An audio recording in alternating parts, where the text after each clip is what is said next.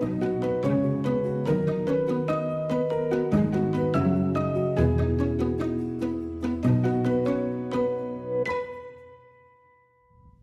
book of Hosea is packed with spiritual treasure, wouldn't you say?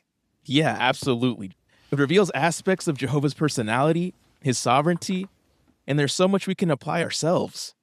We just have to know how to find the treasure. In that case, let's dig into Hosea. Love to. So a good way to start is by watching the Introduction to Hosea video. It gives an overview of the book, it helps us to understand the historical context, and most importantly, it shows how it connects to God's kingdom. That's a great study tip. Hey, thanks. The video mentioned that Hosea's career as a prophet continued for about 60 years during a time of great political turmoil in Israel. That wouldn't have been an easy assignment on its own, but we can start to dig deeper by asking some questions.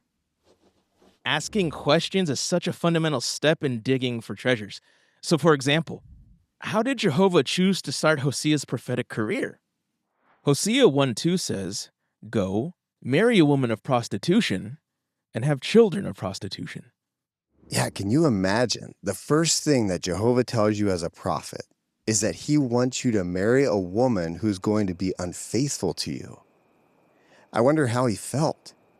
What was his initial response? What went through his mind, knowing that marital infidelity awaited him?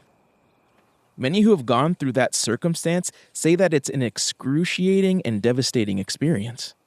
But that's not all. That verse also mentions have children of prostitution. So there were children involved.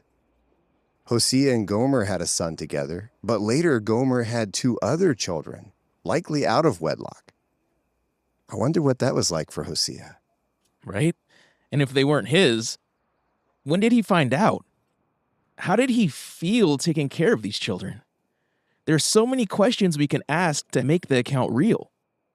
Now, I've been asked this before, and I'm sure you have too. Why would Jehovah ask Hosea to put himself in such a painful family situation? It doesn't seem right. How would you respond to that? Why is such an important question when we're digging for treasures? So think about it. Jehovah really told him why in that same verse where he commissioned him. Because by prostitution, the land has turned completely away from following Jehovah.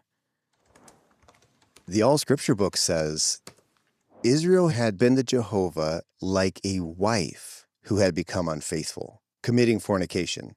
Yet he would show his love for her and try to recover her. Hosea's wife Gomer could accurately illustrate this.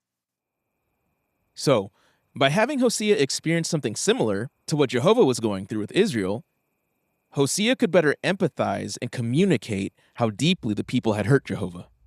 Yeah, I can only imagine the weight that gave to Hosea's words. Now here's the big question. What does this reveal about Jehovah's personality? What stands out to you? Here's something surprising about this account.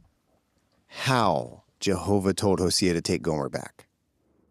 Hosea chapter 3 verse 1 says, "Go once again, love the woman who is loved by another man and is committing adultery, just as Jehovah loves the people of Israel while they turn to other gods." Hosea taking Gomer back wasn't to be mechanical. Jehovah told Hosea to love this woman again. Yeah, that's a much different response than simply pretending everything is okay. That's restoration. So it shows that even though Jehovah was deeply hurt, he still loved Israel and wanted them to return. And not just out of obligation, he wanted to restore that loving, intimate relationship.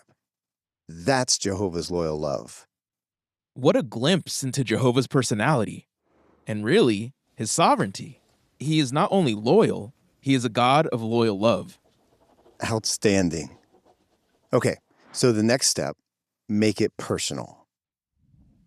The study tips on the back of the Watchtower suggest identify lessons and apply them. So what's the takeaway? Disloyalty causes Jehovah so much pain. But the opposite is also true. When we imitate Jehovah's loyal love, he must be so pleased.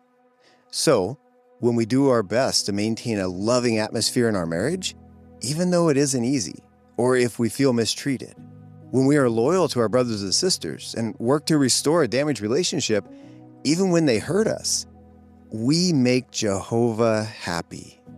Yeah, we're imitating him. It's not mechanical. It's an act of loyal love. We don't just forgive, we love. Another takeaway. Maybe we've hurt Jehovah by our actions in the past. Those memories may stay with us even if we've repented and gained forgiveness. We might find it hard to forgive ourselves. But that's not how Jehovah wants us to feel. Just like with the Israelites, he still wants to be our God and assure us of his forgiveness and loyal love. Remembering this account can give us peace when we've made a mistake. Look at what we can find with just a few steps. Getting an overview from the introduction video. Asking questions to dig into the details and context. Looking for what it teaches us about Jehovah's personality, and then making it personal. The book of Hosea is packed with such gems. And we didn't even dig everything out of those verses. Why did Jehovah require Hosea to pay to buy Gomer back? What do the names of the children reveal about Jehovah? Why did Jehovah hold out a hope of a future king from David's line? How can I imitate Hosea's example of accepting challenging assignments? There is still so much there. Then let's keep going. There's no end to the treasure we can find in the book of Hosea.